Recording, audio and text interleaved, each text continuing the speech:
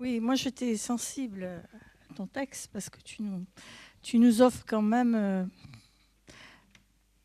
pas mal d'éclaircissements, hein, parce que quand même quand on aborde cette question du corps imaginaire et du corps symbolique, on peut se dire que c'est pas une petite affaire.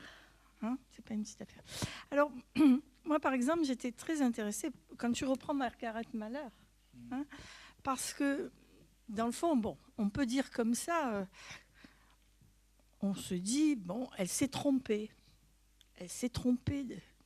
Mais dans le fond, quand elle dit, c'est intéressant de se rapprocher d'elle pour découvrir là où ça se trompe. Hein. Et en fait, ce que tu disais, c'est que pour elle, c'est un déficit de logique. Or, en fait, c'est quelque chose. Elle nomme ça déficit de logique, donc on voit bien qu'elle nomme la logique, mais elle ne saisit pas, en quelque sorte, que c'est une logique autre. Hein. Et dans le fond, là, on le voit très clairement, puisque sa question n'était pas sur le parcours, hein, des haricots verts, mais sur la couleur. Et dans le fond, là, on a un exemple qui est magnifique.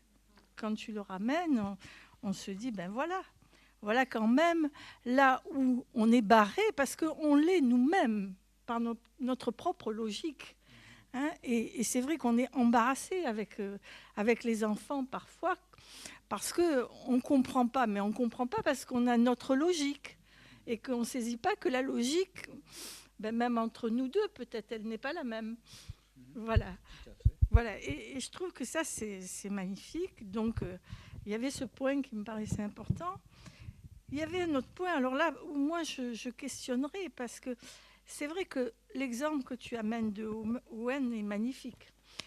Mais c'est vrai que là, alors, on a cette chance de tomber sur l'objet voix, comme dans l'autre cas, de tomber sur l'objet regard, l'objet, le brillant de la tasse cassée. Hein. Mais c'est vrai que ce matin, alors, moi j'étais un peu... je me questionnais. Dans le fond, on se demande ce qu'on nomme quand on nomme objet. Hein. Et peut-être qu'on a intérêt à préciser ce qu'on nomme objet. Parce que quand tu nommes, toi, l'objet voix et l'objet regard, tu nommes pas la même chose que quand je nomme l'objet vert. Et donc, j'avais envie que tu reprennes un peu ça. Je dis à moi tout de suite. Oui, donc sur l'autre logique, et il y a un autre exemple chez elle que je trouve très beau aussi. C'est elle reçoit un enfant qui a peur quand la sonnette du suivant qui va arriver sonne. Et alors, au fond, comme elle a l'idée qu'il ne comprend pas pourquoi ça sonne, elle fait tout l'exercice avec lui, d'aller jusqu'en bas, sonner, écoute, reste en haut, je sonne. Enfin, vous voyez tout le truc qui explique la logique du machin. Et la fois suivante, l'enfant n'a plus vraiment peur que ça va sonner, mais au moment où ça va sonner, puisqu'il le voit sur la pendule, parce qu'il reçoit des heures fixes, hein, au moment où ça va sonner, un peu avant que ça sonne, l'enfant lui dit, oui, mais comment la sonnette sait qu'elle va sonner maintenant? Et donc, tu as raison, évidemment, hein, c'est-à-dire, tu as raison de souligner qu'elle a raison de trouver qu'il y a un déficit logique, mais elle a tort simplement de ne pas saisir qu'il y a une logique autre, comme tu dis, c'est-à-dire là, une logique subjective, singulière, en fait. Hein.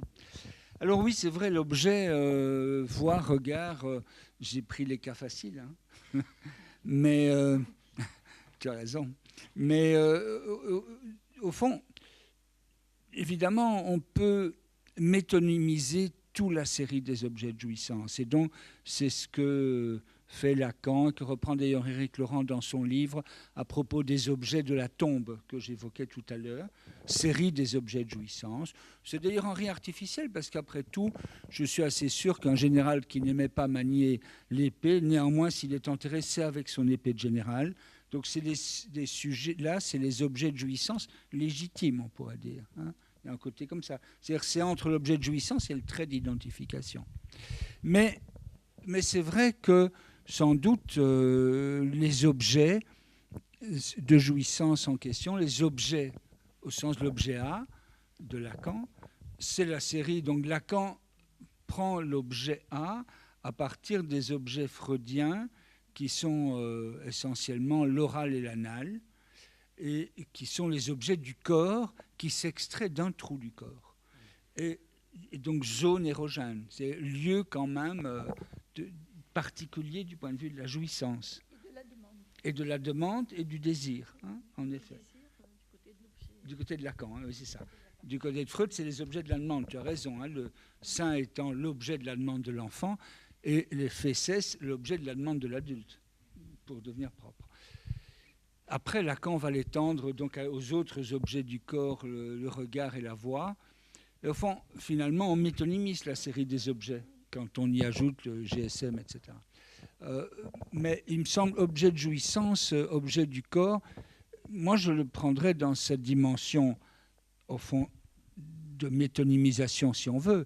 Mais dans ces cas-là, on est toujours du côté d'un objet qu'on peut imaginer facilement, qu'on peut voir. Or, la fonction même de l'objet chez Lacan est insaisissable. C'est-à-dire, c'est l'objet, c'est le plus de... Ça devient d'ailleurs chez lui le plus de jouir. C'est le bout de jouissance qu'il a s'extrait. Et il s'agit davantage, au fond, de faire apparaître ce bout de jouissance que de le nommer comme objet, sans doute.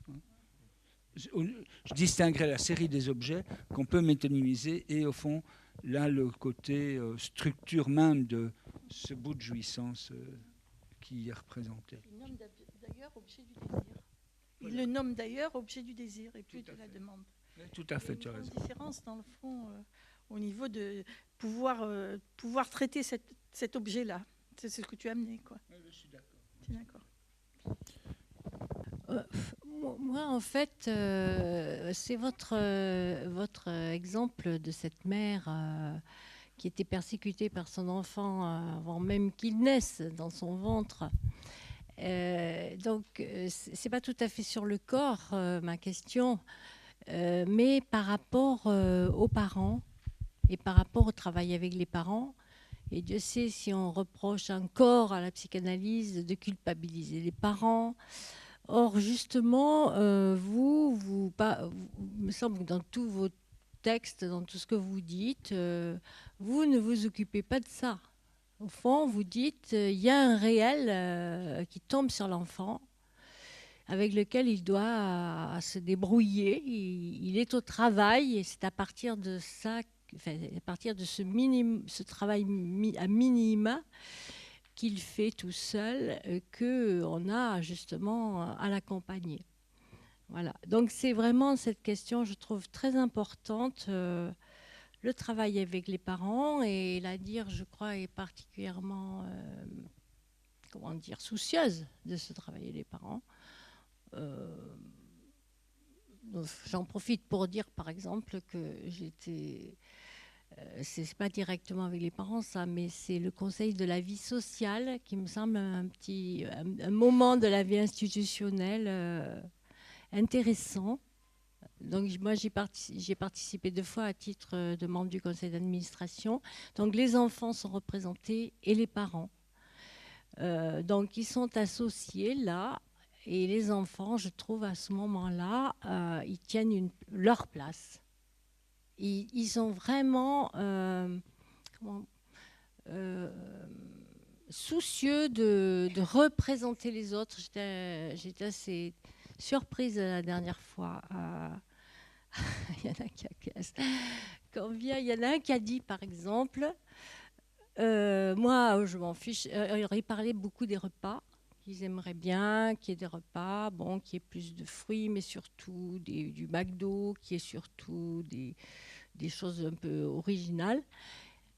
Enfin, originales pour eux, par rapport à la dire. Voilà. Et il y en a un qui a dit, moi je m'en fiche, j'aime pas ça, mais c'est parce que je parle pour les autres. Voilà. Je représente il a dit, je parle pour le groupe. Voilà. Bon, mais pour revenir à ma question, c'est un petit peu, est-ce que vous pourriez nous en dire un peu plus par rapport au travail avec les parents ?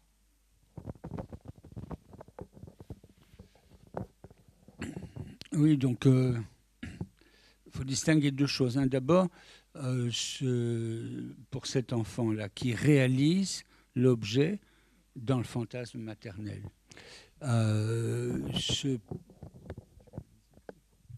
tiens à dire clairement que, donc, je considère que ce n'est pas la faute de la mère, c'est l'enfant qui choisit de réaliser. Hein? Alors, c'est un choix forcé, c'est un choix énigmatique, c'est l'insondable choix de l'être. Remarquez, beaucoup des choix qu'on fait, ce n'est qu'après coup qu'on réalise vraiment ce qu'on a fait. Hein. Mais, ceci dit, ça n'empêche pas que la mère, par ailleurs aussi, comme je disais folle, parce que pour éviter de poser des diagnostics précis, dès lors qu'elle n'est pas, elle ne vient pas nous consulter pour elle-même, n'est-ce pas? Donc, c'est pas sous transfert de ce point de vue-là. Mais donc, je ne pense pas que c'est à cause des parents. L'exemple d'Owen est frappant quand même. Là, c'est grâce aux parents qu'il en sort. On pourrait dire que c'est à cause de la naissance de son frère, moi je veux bien, mais c'est un choix à cet instant-là. Pourquoi il a fait ce choix, comment, etc. C'est l'énigme, encore une fois, des choix de l'être à l'occasion. Donc ça, je voulais d'abord dire ça. Alors ensuite, eh bien, cette mère-là, mais comme tous les autres parents, donc on les reçoit très régulièrement, on travaille avec les parents régulièrement, ils sont tous... reçus régulièrement par la même personne en entretien. Alors, que veut dire régulièrement? Eh bien, c'est un régulier qui est extrêmement différent d'une personne à l'autre. Donc, pour certains, c'est certainement très irrégulier. Ça dépend beaucoup des parents, de ce qu'ils souhaitent, de ce qu'ils sont prêts à faire. Sinon, nous demandons, c'est a priori conditionnel, que les parents viennent régulièrement. On avait au début, puis on a arrêté, puis on a le niveau depuis quelques années aussi, faire une journée porte ouverte avec les parents pour qu'ils puissent se rencontrer un peu entre eux à l'occasion aussi, en remarquant que ça n'est pas inutile et ça présente à l'occasion quelques soulagements pour certains parents qui sont quand même dans les grandes difficultés. Ce que je remarque, si vous voulez, c'est comment pour les parents, cette question de l'autisme ou de la psychose d'ailleurs, de leurs enfants, c'est un drame qui leur tombe dessus. Pour eux aussi, c'est un réel, n'est-ce pas? L'enfant éprouve ça comme un réel qui lui est tombé dessus, mais pour eux aussi, c'est en ça qu'ils ne sont pas en faute. Après, ce dont les parents sont totalement responsables, comme nous tous, en tout cas ceux qui sont parents ici, c'est de comment ils réagissent à leur enfant. Mais pas que l'enfant... Ils ne sont pas responsables des choix que l'enfant fait. Ils sont responsables de comment ils réagissent à ces choix. Ce n'est pas du tout la même chose, hein, bien sûr. Et là, beaucoup essayent d'y faire au mieux qu'ils peuvent, comme nous, dans ces cas-là. Mais à l'occasion, ils ont besoin d'être aidés pour certains d'entre eux, parce que ce n'est pas une situation facile. Et donc, ce n'est pas une situation facile, et comme vous le savez, la situation pour eux est déjà beaucoup plus facile quand ils ont trouvé un lieu pour leur enfant, que ce soit donc comme la dire ou le courtier, ça, parce qu'il y a ceux qui sont à la recherche de lieux et c'est vraiment extrêmement difficile. Ça, c'est certain. Donc moi, je pense qu'il faut les accompagner à leur manière. Il faut accompagner aussi leurs choix, leurs vœux, leurs souhaits, à l'occasion des parents qui, au fond, nous ont dit qu'ils avaient envie qu'on fasse plus attention au côté pédagogique, etc. Voilà, nous, au courtier, il y a des choses qu'on ne fait pas. Donc, s'ils veulent plutôt aller dans une institution orientée TCC, je vois aucun inconvénient à ça. Hein. Il faut là aussi suivre un peu ce que souhaitent les parents. En même temps, évidemment, la difficulté pour les parents, c'est de remarquer que leur enfant a l'air d'aller moins bien. Là, jusqu'ici, il était sage. Il ne disait pas un mot, mais il était très sage. Maintenant, il commence à parler, mais il est insupportable. D'accord, donc en effet, il y a des moments difficiles. Et donc, il faut accompagner les parents aussi pour qu'ils saisissent que c'est des moments difficiles, mais qu'en même temps, pour l'enfant, c'est déjà, ça va vraiment mieux. Hein, ça. Voilà. Oui, c'est une précision extrêmement importante, là, sur notre position par rapport aux parents, puisque je faisais référence au cas de Joey. Pour Bethlehem, effectivement, lui, cliniquement, il mettait en cause effectivement, directement le parent. On n'a plus cette conception-là maintenant. Hein. Oui, non, Bethlehem, oui, il est fort accusé de ça, mais il met en cause un petit peu les parents, pas tant que ça. Hein. ça dépend dans quel livre, mais il y a surtout la dimension l'amour ne suffit pas. Hein. C'est ça. Mais oui, mais ça ne veut pas dire qu'il les met comme causalité de la chose. Il le dit à un endroit ou deux, mais donc on n'est pas d'accord avec lui quand il dit ça, mais ça n'enlève rien au fait qu'il a tenté là un travail original à un moment difficile quand même. Alors, juste, je voudrais rajouter par rapport à l'institution, moi ce qui me semble intéressant, c'est que il y avait encore, quand j'ai pris la direction de la DIR il y a 5-6 ans, il y avait quelque chose qui était un peu, on va dire, du côté de l'institution freudienne. C'est-à-dire, je pense au texte de Freud sur le suicide chez les lycéens, je crois, où il parle à un moment donné de l'institution qui doit être un peu une parenthèse où l'enfant se reconstruit. C'était ouvert, mais il y avait encore quelque chose de ça. Et effectivement, on soutient plutôt depuis qu'il faut d'abord des rencontres avec les parents, effectivement, et que, vu l'évolution du monde, on ne peut plus être dans cette dimension d'institution parenthèse qui permet aux jeunes de se reconstruire. Donc c'est une vraie question institutionnelle. On passe à autre chose, donc c'est ça qu'il faut réélaborer. C'est déjà dans le travail, mais il faut continuer de réfléchir. C'est comment on travaille avec les parents, au cas par cas encore, je pense que ce n'est pas universalité.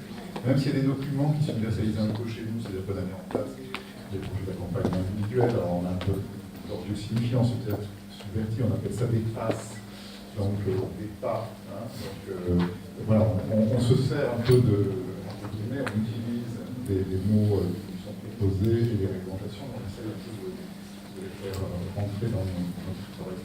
Rentrer très clinique ici en France. Mais voilà, donc je pense que là aussi, il y a une évolution du côté de la position d'institution. L'institution est trouvée maintenant. Elle n'est plus cette enveloppe qui permettait pendant un temps la reconstruction et après de permettre de vivre sur le territoire. Ça, je pense qu'il y a une réflexion importante qui est en cours. Marie-Christine, ce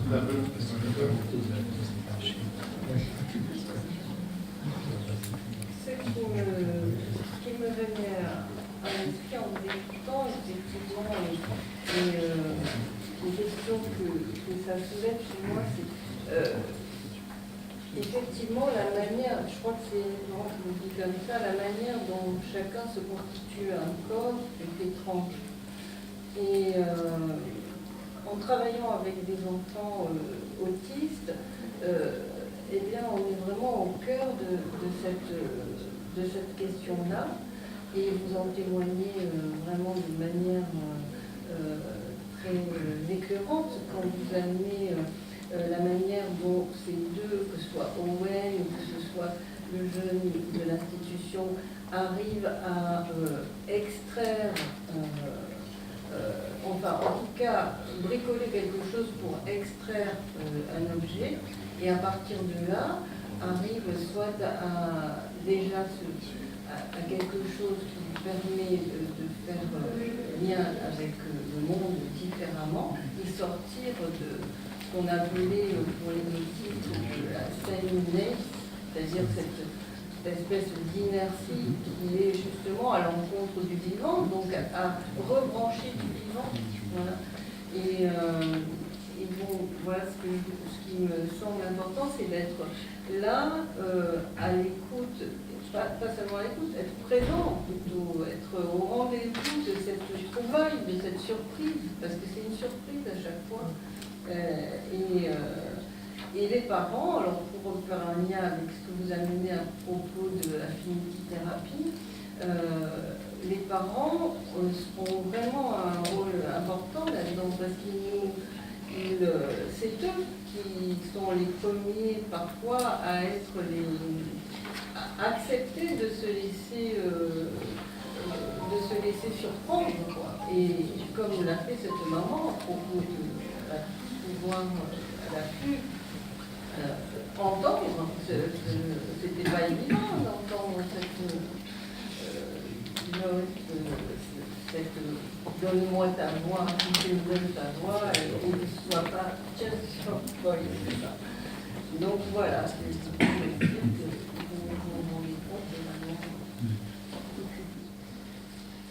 oui, en même temps, ce qui se passait là, par rapport à la maltraitance, ce qui est enseignant, parce que je crois qu'on l'a rencontré une fois dans l'institution, ce qui est enseignant, c'est que maltraiter, ça fait corps entre la mère et l'enfant.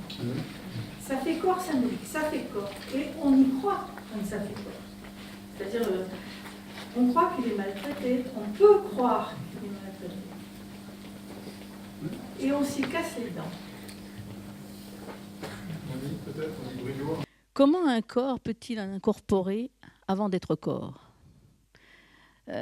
C'est une question qui me taraude, j'ai envie de dire, depuis un certain temps, surtout en travaillant avec au-delà de la dire, mais aussi avec les familles, puisqu'on parle des familles, qui parlent sans cesse, je dirais, de leur bébé, et que quelquefois, j'ai une représentation assez étonnante d'un enfant qui a 10 ans et de le voir subitement bébé, quoi, avec ses parents-là.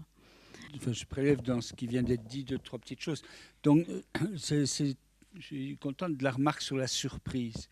Parce qu'au fond, c'est ça la présence de l'autre qui est nécessaire à l'invention, etc. C'est au fond un autre qui peut accueillir la surprise. C'est une des manières, après tout, de situer le psychanalyste d'ailleurs. C'est quelqu'un qui accueille les surprises.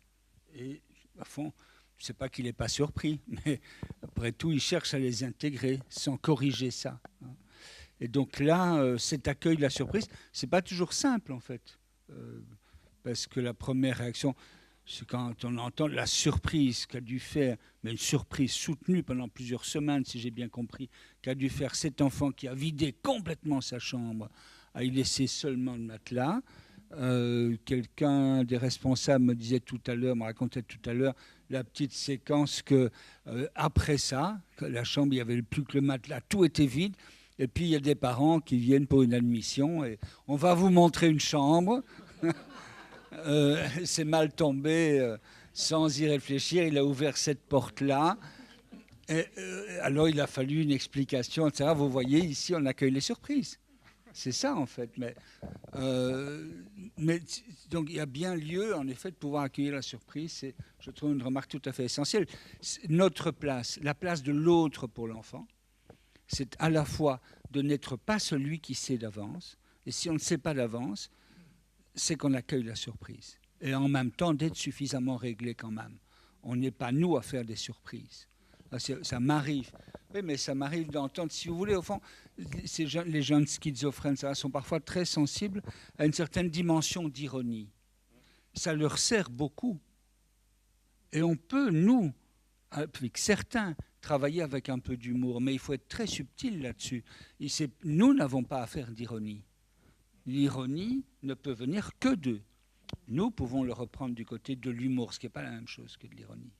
Puisque l'ironie, toujours, cherche, l'ironie, c'est l'ironie du schizophrène, il y a l'ironie socratique, l'ironie, c'est ce qui défait la position de l'autre. Et au fond, ça, laissons-le leur. C'est une de leurs manières de nous traiter, de traiter l'autre toujours envahissant. Et donc, je pense qu'avec ces deux guides, accueil de la surprise et en effet avoir une position d'autre suffisamment barrée, disons, ça ne veut pas dire effacer, mais d'un autre qui ne sait pas d'avance, en tout cas. Ça me paraît essentiel, en effet. Et alors, évidemment, un autre qui ne sait pas d'avance, c'est aussi un autre qui ne comprend pas trop vite. On a tous tendance à comprendre trop vite. Au fond, Lacan insiste beaucoup là-dessus, dans ses premiers séminaires spécialement, sur le côté, et surtout quand il parle de la psychose, il ne faut pas comprendre trop vite. C'est absolument essentiel, parce qu'évidemment, c'est une pente humaine, c'est une pente de l'être parlant, de comprendre vite. Mais comprendre trop vite, c'est comprendre de travers. Et donc, il faut les mots en plus, etc. Et en effet, comme le disait Nicole Gay il y a un instant, maltraiter fait corps, et en plus, on y croit volontiers. Et donc, il ne faut pas y croire trop vite. Il y a la dimension de maltraitance comme telle qui donne corps. Oui, alors moi, ce qui m'a intéressé beaucoup, c'est ce que vous avez dit sur l'écart. Je pense que j'ai noté la phrase correctement. Vous avez dit pas de déficit, c'est plutôt un écart entre le sujet qui parle et ce qui s'éprouve. Et à penser, je me disais, finalement, ce sont toujours les éprouvés. Et donc, c'est toujours la jouissance qui fait problème. Que je sois dans la psychose et même des fois dans la névrose. Hein. Quand il y a des crises d'angoisse, c'est pas si simple pour le névrosé non plus. Donc, cette jouissance, je trouve qu'aujourd'hui, ce qu'on a vu, c'est qu'elle pouvait s'appareiller. Alors, elle peut s'appareiller sur l'image, elle peut s'appareiller sur le langage, elle peut s'appareiller sur les objets. Et vous avez évoqué aussi la lettre qui fait bord. La matérialité de la lettre qui fait bord. Et quand je regarde cette photo qui est l'affiche de la journée, je me disais, bon, c'est un travail sur l'image, mais il y a les traits qui font bord. Et est-ce que vous diriez que ça, c'est du côté aussi du travail de la lettre ? Oui, je pense l'avoir dit d'ailleurs. Hein. Je suis bien d'accord. Oui. Je suis tout à fait d'accord. Il y a là, le tracé et le bord, en effet, qui font que là, il y a un travail. D'ailleurs, il a un sourire apaisé sur cette photo. Il a choisi aussi un cadre qui efface le corps, mais pas sans laisser voir les dorures de l'encadrement. C'est-à-dire il y a quelque chose de l'ordre des semblants qui est maintenu, hein, qui est tout à fait intéressant. Oui. Je dois dire que cette photo est formidable, hein, parce qu'il a fallu trouver l'endroit exact. Au fond, le corps disparaît dans les arbres. C'est...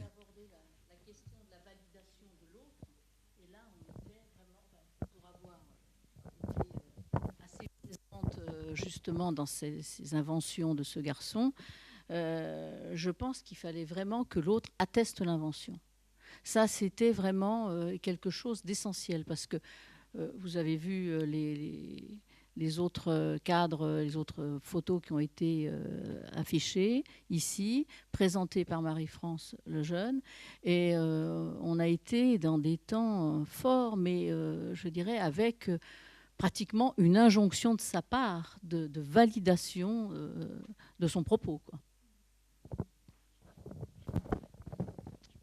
Oui, juste un petit mot sur ce que vous pointez par rapport au semblant. Vous avez déjà ce matin dit qu'il y avait une dimension de théâtre dans l'institution qui était restituée par le cas en 7 actes plus un acte final.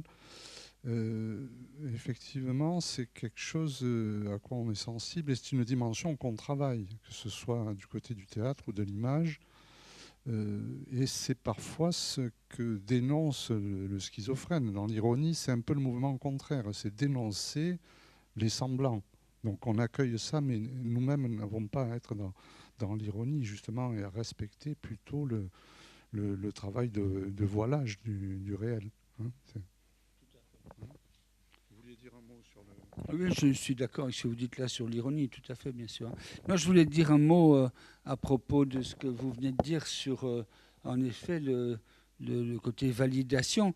Mais ce que Marie-France Lejeune expliquait tout à l'heure très bien, c'est comment, pour produire même cette œuvre, comment pour produire cette œuvre, il a fallu être deux. C'est-à-dire, c'est la sienne vraiment, mais pas sans que Marie-France Lejeune y ajoute son grain de sel, voire son interprétation, son corps d'ailleurs, pour que lui-même puisse trouver la bonne place à travers le corps de l'autre, effacer son corps en passant par le corps de l'autre, et que finalement, Marie-France Lejeune s'est mise à la place alors du photographe final qui obtient ça, et en validant tout à fait son choix, hein, ce qui d'ailleurs, il faut bien dire, est en effet excellent.